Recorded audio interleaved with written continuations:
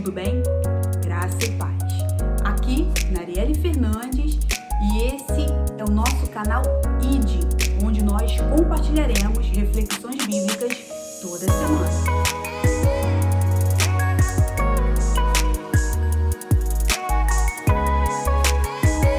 Nessa situação, o povo novamente se rebela. O povo novamente se desvia. Mas Elias está ali para que todo o povo pudesse lembrar quem é o Deus de Israel. E interessante que ele põe como pilares do holocausto 12 pedras. As 12 pedras formam as 12 tribos, cuja origem tem os 12 filhos de Jacó. E ali ele começa a trabalhar a memória, a lembrança do povo. O Deus de Abraão, o Deus de Isaac e o Deus de Jacó, o Deus de Israel. Então, quando ele pega aquelas pedras e coloca como alicerce do holocausto, Elias está dizendo para o povo: o seu Deus, o nosso Deus, o Deus de Israel é o Deus verdadeiro, porque vocês fazem parte da promessa. A mesma promessa que começou ali com Abraão, passou para Isaac e se cumpriu em Jacó. E está até os dias de hoje. E foi como eu havia dito antes, é muito mais fácil nós nos desviarmos, desfocarmos a nossa visão diante dos problemas que parecem ser gigantescos, ao invés de manter o nosso posicionamento na palavra que nós recebemos. Infelizmente, nós ouvimos a palavra, escutamos a palavra, porém não possuímos, não cremos. Outra situação que eu quero comentar com você é o caso de Jeremias em relação aos falsos profetas. Era um tempo em que Jeremias estava aparentemente contra tudo e contra todos, mas ele estava obedecendo a palavra que ele recebeu do Senhor. Quem era Jeremias? Jeremias era o profeta que o Senhor usava, cujas profecias estavam contra Jerusalém, contra o povo de Israel. E Deus usava Jeremias dizendo que Jerusalém seria tomada, seria sitiada, ficaria sob o jugo da Babilônia, na época do rei Nabucodonosor. E o rei de Jerusalém e também os príncipes, os sacerdotes de todo o povo iam contra Jeremias. Mais uma vez, aqui ilustra-se a minoria contra a maioria. Jeremias, então, assim que ele recebia a palavra do Senhor, ele dizia o que iria acontecer em relação a Jerusalém e com o povo. Todos se revoltavam contra Jeremias, porque não era aquilo que eles queriam ouvir. Mas Jeremias estava apenas obedecendo o que o Senhor lhe ordenara, o que o Senhor lhe mandava dizer, uma vez que o povo estava em rebeldia contra o Senhor. Mais uma vez se desviou e fazia o que era mal perante o Senhor. Então, Jeremias, obedecendo ao que o Senhor mandava dizer, era visto de uma forma muito ruim diante do rei, diante dos príncipes, do sacerdote e de todo o povo ali daquela época. Também, literalmente, só Deus e ele falava o que o Senhor apenas o mandava dizer. E os outros, o povo, não gostando, chegaram a jurar Jeremias de morte. E aqui nós vemos uma mesma situação. Jeremias mantém o seu posicionamento diante da palavra recebida. É a minoria em relação a uma maioria. Eles não gostam do que ouvem, que Jeremias fala da parte do Senhor, porém é o que iria acontecer em relação ao cativeiro que Babilônia colocaria Jerusalém, e que muitos ali seriam cativos por conta da desobediência que estava ocorrendo diante do Senhor. É a palavra de Deus que vai até Jeremias e ele, conforme a palavra, profetiza. Eles não gostam. Porém, aqui não temos só Jeremias como profeta. Existem outros profetas, mas que profetizam falsamente. Estes já dizem o que o povo quer ouvir, o que o rei queria ouvir, o que os príncipes queriam ouvir. Porém, Jeremias vai contra esses falsos profetas e ainda os chama de mentirosos, que não é nada daquilo o que eles estão falando que vai acontecer, mas é o que a palavra liberada sobre Jerusalém iria acontecer.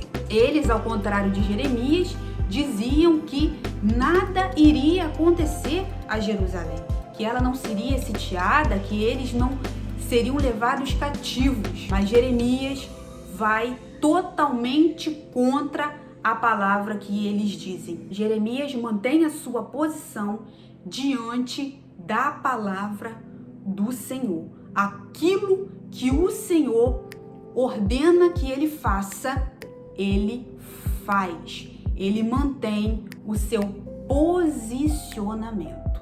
E mesmo passando por tudo aquilo, Jeremias mantém a palavra que o Senhor lhe diz e age fielmente conforme a palavra. Mesmo diante de situações difíceis, perseguições, torturas, mesmo sendo preso, Jeremias prefere ficar com o que o Senhor diz, com o que o Senhor liberou, mesmo não sendo uma palavra tão boa assim. Então, ele mantém-se fiel àquilo que o Senhor falou e faz conforme tudo o que o Senhor o instruiu a fazer. Deus também intervém ao seu favor. É muito interessante quando nós mantemos a nossa fidelidade diante da palavra do Senhor, quando nós nos posicionamos, mesmo que seja, às vezes, aos nossos olhos, uma posição de desvantagem. O Senhor se mantém fiel. Ele nos assegura também através de sua palavra, da palavra que foi liberada. Ele nos garante através da sua palavra e ele nos consola e nos conforta pela sua palavra. Jeremias era muito mal visto por todos que estavam ali, não era aquilo que eles queriam ouvir, mas nós devemos pensar que o povo estava em desobediência. E Deus ainda diz que Nabucodonosor é servo dele. Ou seja, tudo o que Nabucodonosor fez foi para que se cumprisse a vontade do Senhor. Ele agiu conforme o querer de Deus. E tudo verdadeiramente se cumpriu. Agora, será que nós estamos dando ouvido a tudo o que todo mundo diz? Ou nós estamos dando ouvido ao que a palavra nos diz? Para que nós possamos ter um posicionamento, assumir um posicionamento, é necessário que nós conheçamos o que a palavra diz a nosso respeito. Jesus, em João 15, diz: se vós estiverdes em mim e as minhas palavras estiverdes em vós, pedireis o que quiserdes e vos será feito. Será que estamos concernentes ao que todo mundo está falando, ao que uma maioria está falando? Será que estamos nos conformando às falas, às vozes de uma maioria? Ou será que estamos agindo concernente, nos mantendo firmes ao que a palavra diz a nosso respeito, as promessas que foram liberadas a nosso respeito? Para isso, é necessário conhecermos a palavra. E qual a conclusão dessa história, Narielle? Bom, Josué e Caleb, daquela geração, foram os únicos a entrarem na terra prometida, em Canaã. Possuíram a terra agora sob a liderança de Josué, não mais de Moisés. Possuíram a terra e desfrutaram daquilo que eles viram enquanto espias. Elias foi o único daquele momento que não viu a morte. Antes do ministério de Eliseu começar, de Eliseu assumir o seu lugar, Elias foi transladado sob a vista de Eliseu, até então seu sucessor. E Jeremias, quando tudo aconteceu ali, que a palavra se cumpriu, que Jerusalém foi sitiada e que aquele povo foi levado cativo por Nabucodonosor para a Babilônia, Jeremias foi poupado por ordem do próprio Nabucodonosor. Foi por isso que eu disse que quando Deus chama Nabucodonosor de meu servo, é porque ele estava agindo conforme o querer do Senhor. Nada ali estava fora do controle do Senhor. Nada aconteceu fora do querer do Senhor.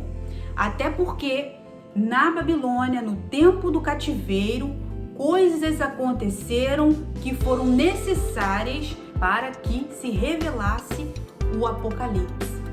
Então, Nabucodonosor agiu conforme Deus queria. Jeremias, quando tudo aconteceu, ou seja, a palavra da parte do Senhor se cumpriu, ele foi poupado por ordem do próprio rei Nabucodonosor. Jeremias viveu sob custódia de um poderoso general.